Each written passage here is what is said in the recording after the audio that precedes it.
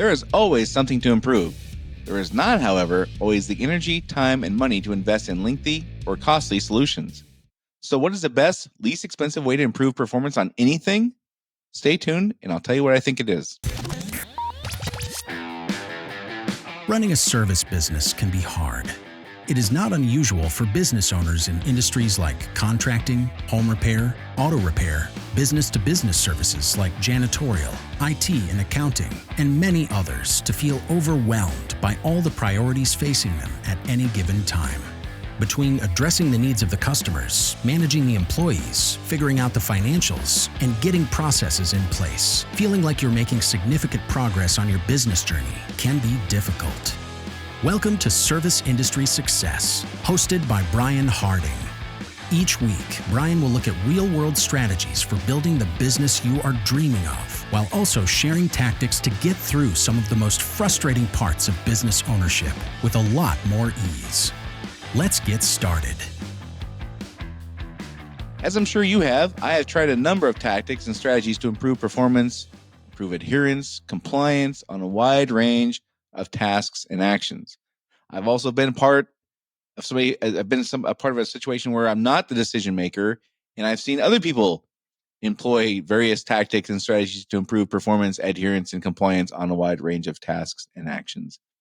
Sometimes we have great success, and other times not so much. We talk about things like I have the carrot and the stick. We're gonna use bonuses and attaboys. We're gonna back it up with threats and disciplinary actions. We try things like begging, threatening, nagging, even bribery. We ask other business owners what they have tried, what's worked for them. In my experience, we hear from those folks. We ask them like, "Hey, what's worked for you?" And they tell us. And sometimes their experiences, sometimes they have great results, and they tell us, and sometimes they have duds. And many times we have people who just sit around and lament that they don't have the answer. They don't know what to do. They wish they had better compliance. They wish they had better buy-in. They wish they had better participation. They wish they had better adherence, all these things. And in my experience, there's one strategy that beats all the others. Now, I have to say that the solution I'm going to talk about here is predicated on the notion that all parties involved know exactly what success looks like with whatever undertaking we're going to apply this to. So you've heard me say before, there's 6 reasons employees don't do things. One of them is the number one reason, which I'm not going to get into today. I've done other episodes about this. The number one reason is they don't know what success looks like. They don't know what the goal. They can't tell you what the goal is. They can't tell you what success looks like. This solution is predicated on the notion they can do that. I'm also granting for this particular solution, the proper training has been done, and we're looking to improve performance on something that everybody knows how to do. So again, if they don't know how to do the thing, then this is not going to apply. If they don't know how to do the thing, the number one fix is teach them how to do the thing. But this assumes that they know what success looks like, they know the goal, and they know how to do the thing. And they're just not doing this. I'm also going to preface this one more thing by saying the number one reason this particular strategy stops working is because the business owner, manager, or other person in charge stops. They drop the ball. So what is it? It's consistently tracking and publishing the performance results in a public place. Now, I've seen this work in a ton of different places, in a ton of different industries, a ton of different environments, a ton of different business structures, and everywhere I've worked. I mean, I can't think of a single example. I haven't had like 50 jobs, but I've had more than a handful. Everywhere I've worked, the things that have been consistently tracked and published universally and absolutely have had better performance than all others. So, of course, we see this kind of scenario happening on sales-related things. If you have a sales department, if you have technicians who are doing sales functions, which virtually all of us do, we would have I've seen areas where there's published results of sales performance. It could be dollar per ticket. It could be upsells. It could be close rate. It could be total sales. It could be total sales per month, per quarter, per year. What are we pacing for? All those things. It could also, I've also, in those applications, it's especially in sales, sometimes people are competitive, whatever, but this is an area where these things are published where it makes sense. And There's other places where it makes sense where we don't always know or think that it would make sense.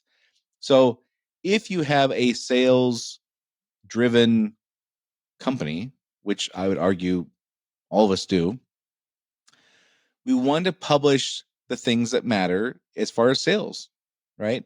We also have other things that matter that, again, arguably could be more important than sales, like accident prevention.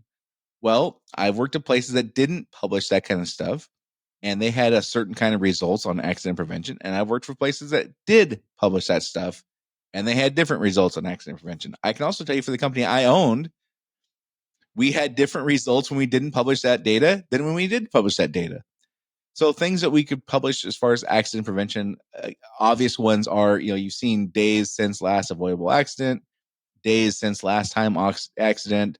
You could publish how much money or how much accidents have cost. I mean, there's a variety of ways you could approach this.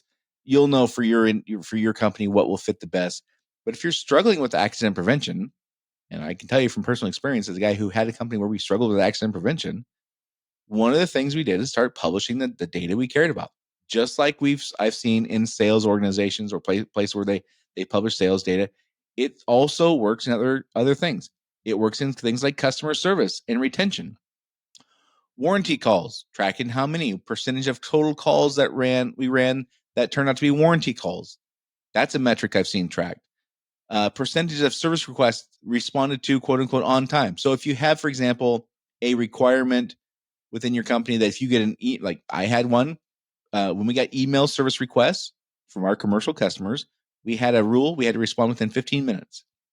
If we were really suffering in that, we weren't performing very well, I could create a metric and post and publish the percentage of service requests we responded to, quote unquote, on time. So I've seen this in software where that this information is tracked for people. And again, it's as simple as running a report and publishing the data in some cases.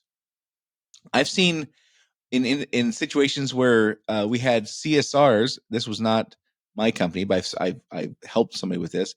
CSRs who were kind of not eager to take phone calls. They would kind of just passively sit back and let somebody else take the calls. We started tracking and publishing the percentage of calls taken by individual. And it totally changed from people fighting over who had to take the call to she won't let me take any of the calls. That transformation happened in a matter of weeks.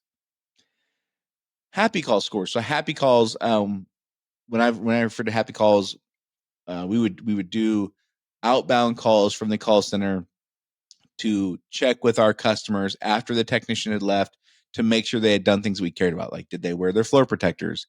Did they give them a price up front before they started the job?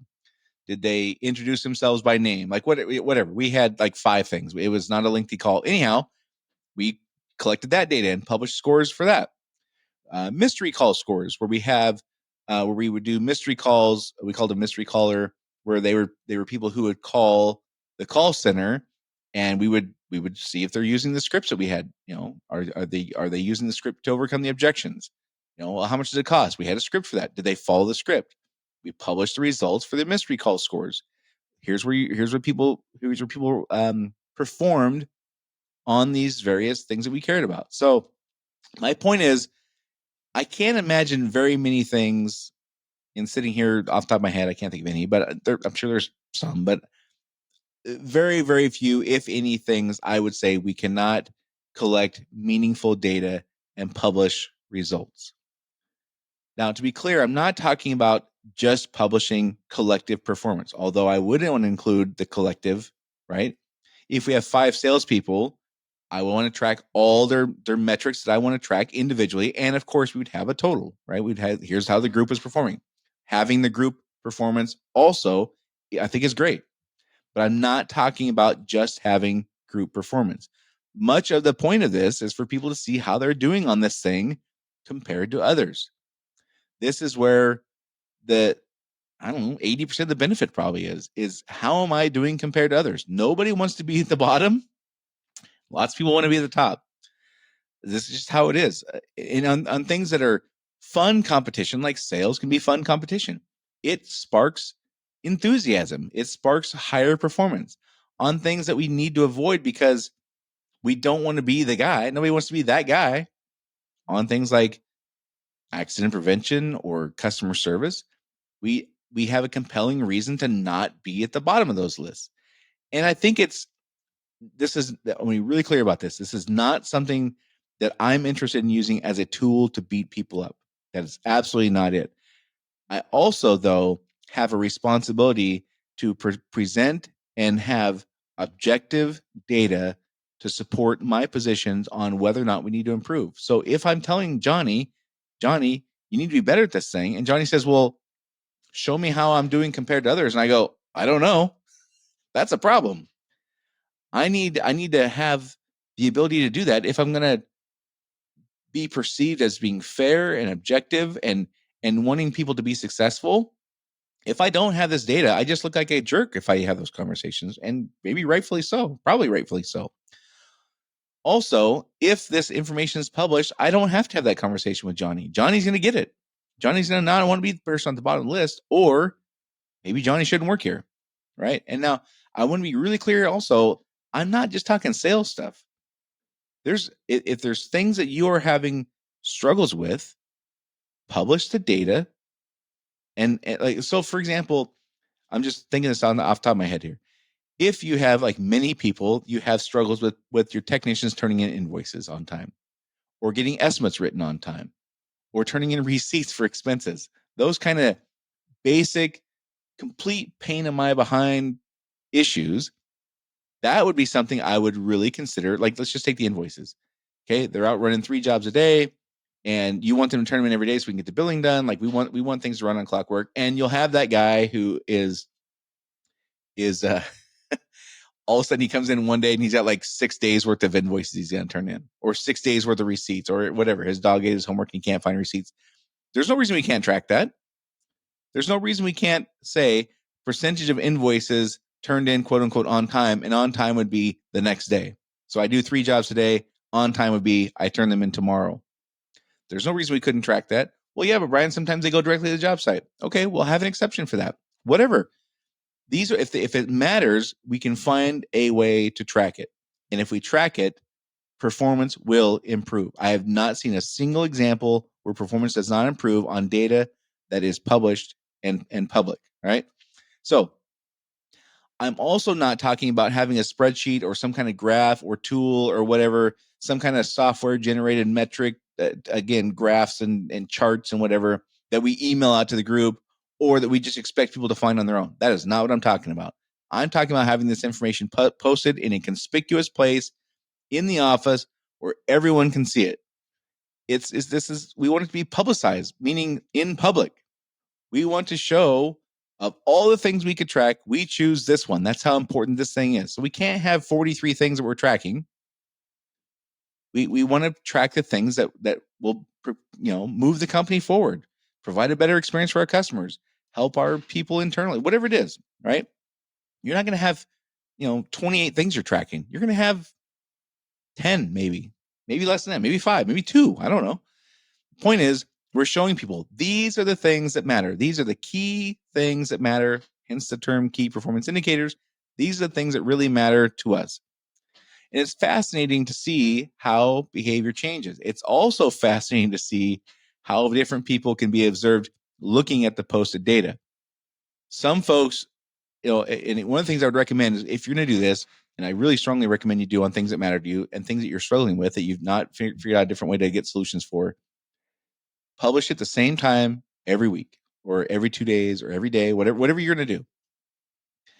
Publish it, but be consistent. If you're going to do it on Tuesdays, pick a time. We'll have it up on Tuesdays by 9 a.m. or Tuesdays at noon or whatever. Be consistent and put at the same time. And what's fascinating is to watch. Some people will learn, and maybe they'll learn because you tell them. They'll see when you're going to publish this stuff, and they'll like nearly run over there to go see the stuff when it's posted because they want to see how they did. Other folks will be like super sly and super sneaky, and they'll act like they're not looking, but you can totally see that they're looking. My point is, it's interesting to see how people can be observed looking at the data. I can't think of a time in a company where there was an individual who didn't look at the data. I can't think of it. Now, some people didn't want to be seen looking at the data. That I've seen a ton of times. I can't remember an instance where there was Sally who just didn't care about this stuff that we published. I don't remember a time that ever happened. It could have happened. And I would, if they don't care about this stuff, then that would be a pretty indication where our root problem really is. All right. More on that in a minute. First, let me ask you something. Have you ever had a $3,564 problem? Sounds silly, right? Problems are expensive, not to mention frustrating. Here's the thing.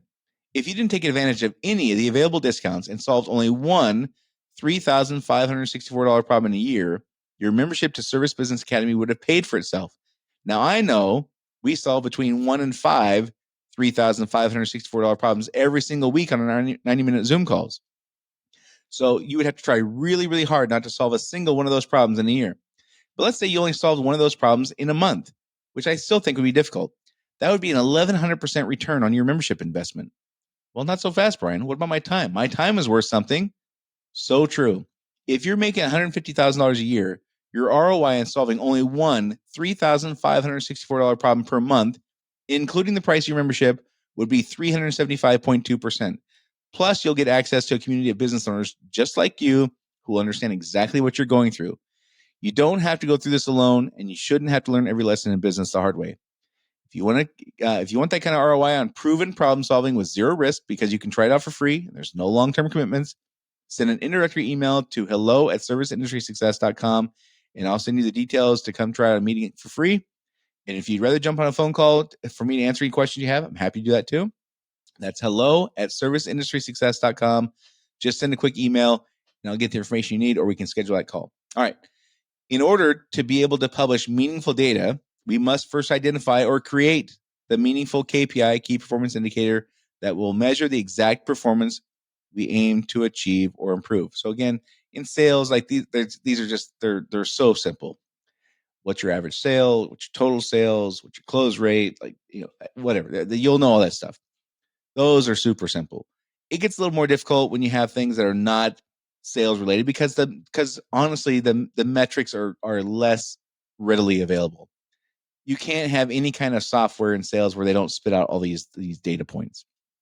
If you want to track something though, like my made up example, which I randomly just completely made up on the fly here on the invoices, but that's an issue. Like if you have an employee who's got 50 invoices a month, you could absolutely track how many of those get turned in on time. You could do something as simple as putting an OT on when it's turned in, like on time, and then you just track the data.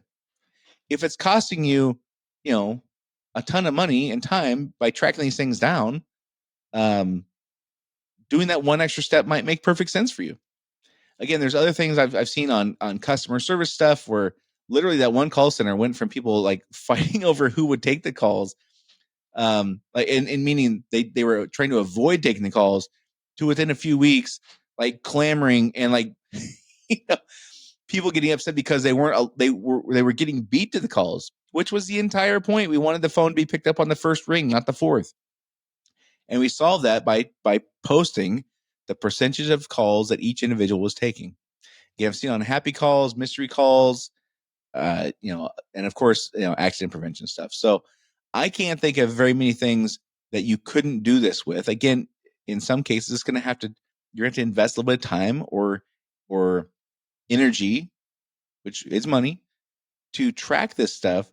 But if it's really causing you a pain point, then it's well worth it, right? So the first thing is we have to identify the KPI we're going to measure. And you could ask the team. If you don't know what it is, like ask them. I promise you they'll have great ideas on that. The other thing is it has to be consistent. They will not care more than you do, I promise. So if you do this for 3 weeks and stop, guess what they're going to do? We have to be consistent. We have to be timely. We have to do it every day. Weekly is great. Quarterly is probably not going to move the needle much, right? Monthly, I don't know. Probably not that much. This has got to be something that is top of mind. It's got to be rapid. It's got to be consistent. It's got to be public. And if you can, make it fun. Now, I know some things are not as fun. It's not fun to talk about accident prevention stuff. So maybe you can make that fun. Maybe you can. Maybe you can figure out a way to make it fun. If you can, do it. If you can't, you can't. I would say the other things are more important. Consistency, timely, meaning quarter. I mean, if you're going to publish stuff quarterly, like expecting people to care is a long shot. They're not going to. We have to demonstrate to them this matters to us. We're doing this every week on the same time, and we're consistent. This matters to us. That is what helps show them this should matter to them. If you're going to publish it every 90 days, that does not send a message that we care. All right. Or we care enough to put energy into it ourselves. We care enough to nag about it. We don't care enough to put energy into ourselves. And that's what they're really going to cue off of. So don't forget to get the information, try out one of our weekly Service Business Academy weekly Zoom calls for free. Just in an introductory email to hello@serviceindustrysuccess.com today. That's hello@serviceindustrysuccess.com. Quick introduction, your name, company name, how many years you've been in business, how many employees you got, what you're struggling with. Again, if you'd rather jump on a phone call, happy to do that too. Don't forget to subscribe or follow this podcast if you haven't done that yet. Please share it with a friend or colleague who's a service business owner. And if you haven't had a chance yet, give us a rating review. That's how we grow this thing. There's only 3 ways to grow a podcast. Those are it. You got to share, you got to follow, subscribe, rating review. That's the path. I wish it was easier. I'm sorry. Those are the things we have to ask for, though. Anyhow, that's it for this week, and I'll talk to you all next week.